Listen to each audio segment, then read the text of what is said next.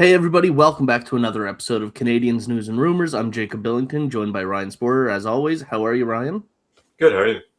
Not too bad. The Canadiens have been doing pretty well to stay in the winning ways as of late. There's quite a few things to talk about with the team, and especially from your list of articles on the website. So, a lot of these topics are going to be coming from two of your more recent articles at the Hockey Writers.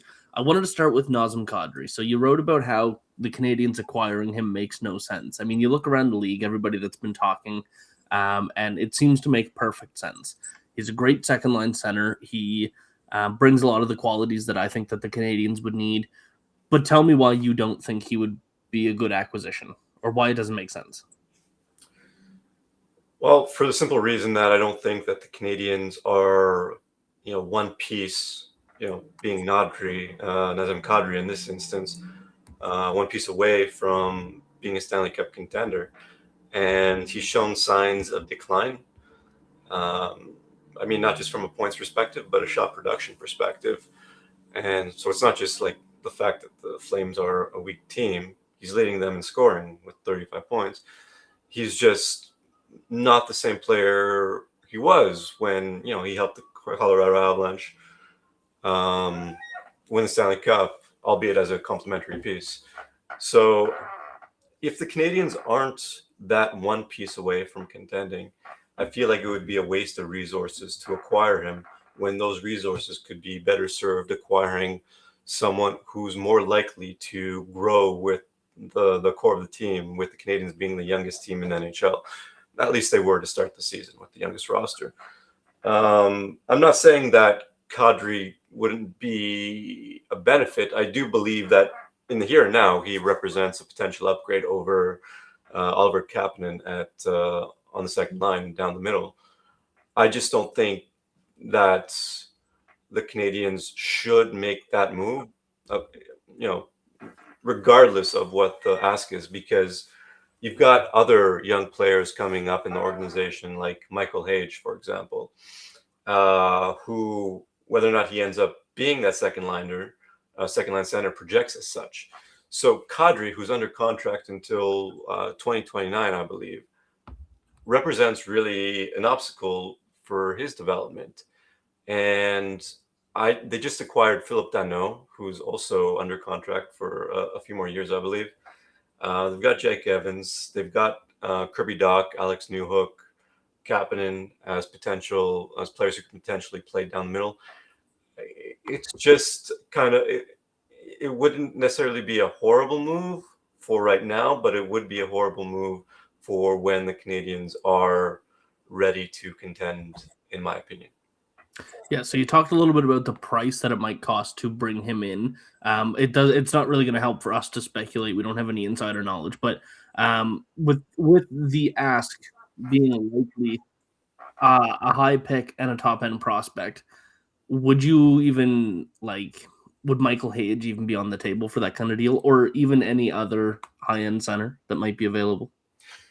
I imagine Calgary Flames fans are imagining it would, but again, I don't have any insider information. I would imagine that would be a complete non-starter for general manager Kent Hughes. I don't see them giving up Michael Hage, especially following the performance that he put up at the World Junior Hockey Championships, when I believe he led Canada in scoring.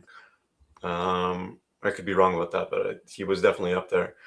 And I just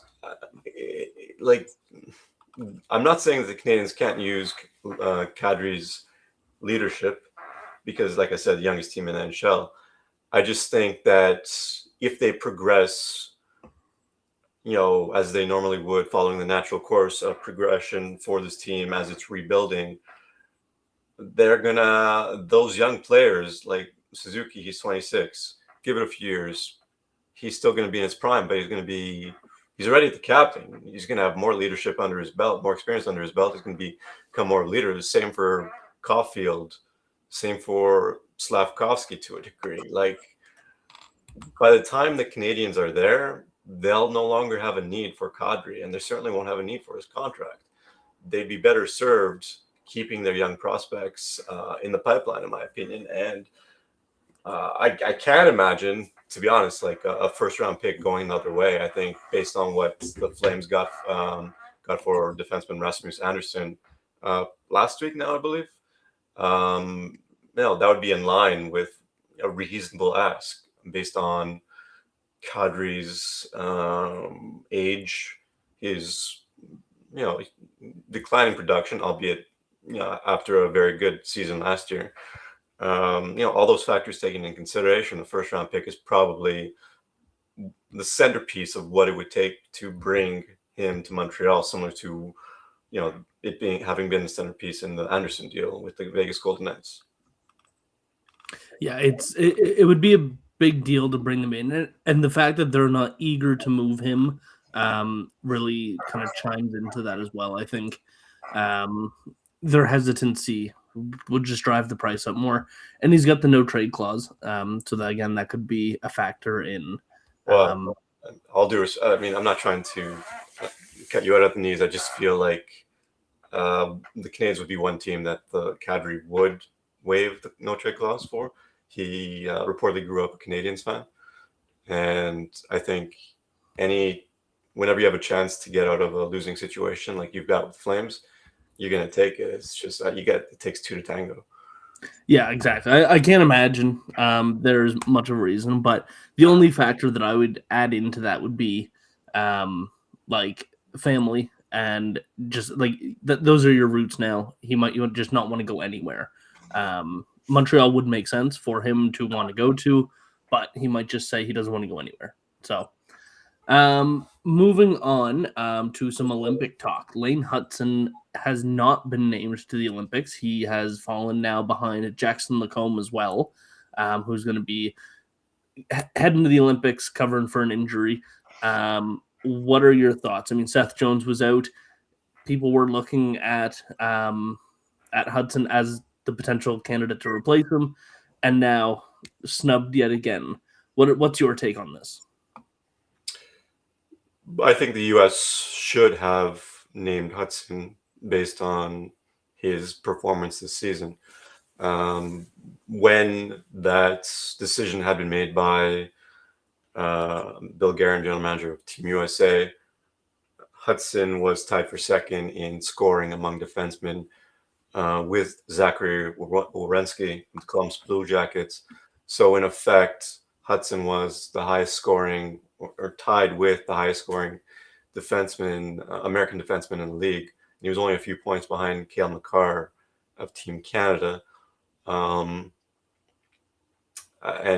just like from a Canadian's perspective, any suggestion that Team Canada would leave Cale Makar off their Olympic roster would be insane. Like, it just doesn't make any sense. Now, that having been said, I do understand that the States were probably looking to go with a bit more size in Jackson Lacombe. I don't believe that he necessarily uses his size to as much as many might think. But that having been said, I don't think Hudson's size has been a disadvantage to him over the course of his 2 seasons in the NHL. I feel like he plays bigger than his size would indicate. And I just don't. I think it's a decision that will come back to bite the Americans, because if you willingly leave off a player of Hudson's caliber,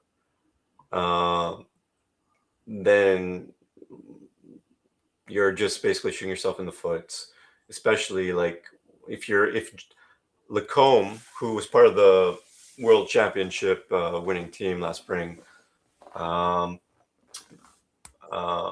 if you're going that route where you're making decisions to be overly loyal to players who have been there in the past, which I believe is the case here, all due respect to Lacombe, who to his credit is putting together a decent season.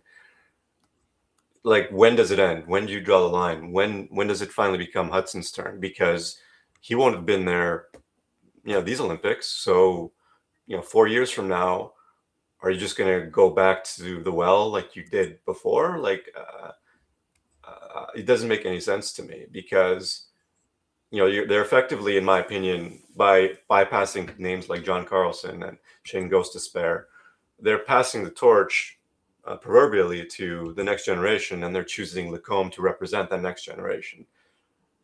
So 4 years from now, it makes sense based on their decision right now to continue to go that route and bypass Hutson, especially when you've got names like Adam Fox, who was also snub, for lack of a better word. I feel it's short-sighted.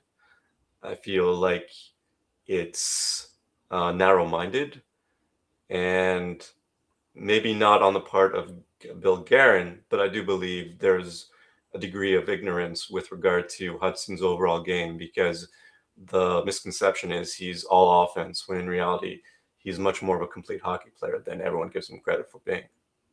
Sure, and I could see the argument that, like, you do want a guy with size and some weight and some muscle on, like, a third pair fill in that role. I can understand that argument, but when you're talking about bringing your 7th and 8th defenseman, you don't know what role those guys are going to be playing, right? Like, Quinn Hughes could go down with an injury. Who better as an American? Like, I'm going to take Quinn Hughes over Lane Hutson for the number 1 D spot, like that power play quarterback and the 5v5 minute eater. But if Quinn Hughes goes down, Lane Hutson's the second guy that I want. Like, in terms of that offensive role, like, I wouldn't want Jacob Slavin there. Jake Sanderson, of course, would be a fantastic fit, but like, they just don't have that perfect Quinn Hughes replacement, and I think that's what Hutson can be. And I think that they might have their sights too set on what role that player would play rather than bringing the 8 best available. Now, from the Canadiens' perspective, just to add to that, like, there is a degree of, like, what about Lane? Like, this is an insult, slap in the face, yada, yada, yada. Like, does it really matter? Your star player is going to get 2 weeks rest in the middle of the season. Like, I'm not saying Canadiens fans should be like, it's not all sunshine and lollipops, but give me a break. It's not the worst thing in the world by any stretch. And if you are a Canadiens fan, like, this is good news all around. Exactly. Yeah. So, I mean, your article was titled "Canadiens fans and Canadians should be thankful for Bill Guerin leaving Lane Hutson at home." So, I mean, you hit the nail on the head there. As a Canadian, I don't want to see Hutson at the Olympics. That's just another painful player to play against. But moving to the crease, we've talked about the forward and defense a little bit. Moving to the crease, Samuel Montembeault not having the best season. He had a little stint in the AHL, and now he's back up in the NHL. He's not playing very great. His last 3 games, 800 save percentage, 813 and 853. What's going on with Sam Montembeault? Can the Canadiens even rely on him anymore? That's a good question. I'd like to think that this is, like, every goalie goes through something along these lines. This is just over an extended stretch for Montembeault. But the fact of the matter is, like, when he arrived via waivers back in the fall of 2021, he was effectively a third string goalie, an AHL goalie, who, to his credit, worked his way up the depth charts to the point where he effectively became the team's starter, and was named to Team Canada, the Four Nations face-off, albeit as a third stringer, but one in very high esteem, who was representing his country. And he also was a gold medalist at the World Hockey Championships, I believe, a few years ago. So he's proven himself capable of being, at the very least, an average goalie. I just feel like there's a possibility that was over a relatively small sample size as well. So I'm not sure we know who the real Sam Montembeault is. When he was, over the last few seasons prior to this one, when the Canadiens were struggling to make the playoffs, you could see his effort level game in, game out. And I think that endeared himself to fans. But at the end of the day, like, it's not like he single-handedly pushed the Canadiens into a playoff spot. Like, it was a team effort last year, in my opinion, although he did put together some strong underlying analytics. It was nevertheless a team effort. And I just don't see him as being Carey Price, and no one should make him out to be Carey Price. Least of all, head coach Martin St. Louis, when he was kind of redlining him to a degree last season, effectively forcing the Canadiens to call up Jakub Dobeš at Caden Primo's expense to give the guy a rest because they couldn't rely on Caden Primo. I hate to think that Montembeault his game has regressed to that point where they can't rely on him at all because, let's face it, his numbers aren't exactly great, just like Primo's weren't. So I'll give you the stat line right here. It's kind of... So Montembeault is 9-8-2 with a 3.46 goals against average and 0.868 save percentage. So by comparison, Jakub Dobeš, who's 15-5 when 3 has a 3.01 and 8.87 save percentage, which isn't great, but at least Dobeš is more consistent and winning.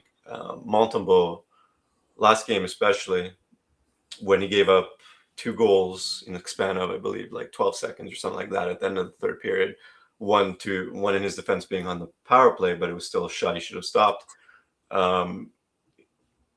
He deserves a lot of blame for that.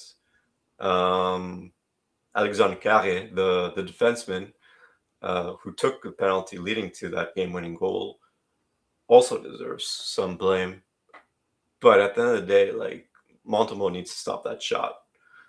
And it's kind of been a recurring story all season long where he's let in like 1 or 2 bad goals a game. When he came back after having been, officially having undergone a conditioning stint in the minors, he did show signs of returning to his old self, but he never was completely all the way there. And it remains to be seen if he even gets there, or if last year was a fluke. It's sad to say, but I'm not sure.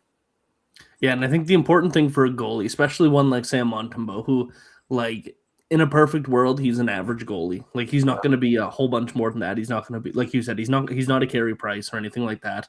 He's going to get you like a 905 save percentage and get you some wins and whatever in like a good season from him. I think the balance has to be between what they give and what they take. No goalie's going to stop every shot. He's going to let in some soft ones, just like every other goalie in his position. But he's also got to steal some saves. He's got to steal a game every now and then. And he just hasn't been doing that for the Montreal Canadiens. So I think like the experiment has gone on long enough, and they have so many other options. It's going to be really interesting to see kind of what they do moving forward. I think the smart thing would be to not play Montembeault as your number one. And I'm not saying the Canadiens should ride Dobeš either, because he has a tendency to not perform well when he's played too much either. But like, you gotta stop with giving Montembeault like 3 straight games or whatever it is. It's just like you're playing with fire. So I'm not saying it's got to be like 2 games or whatever. But like, Montembeault is not your number one goalie anymore. Stop treating him like he is, because you're costing the Canadiens points if you're Martin St. Louis. Yeah, no, I completely agree. But Ryan, thank you for joining me today. This was a great episode of Canadiens News and Rumours. If you made it this far into the episode and you enjoyed it, leave a like, a comment, and hit the subscribe button. And we will see you next time on the Hockey Writers YouTube channel.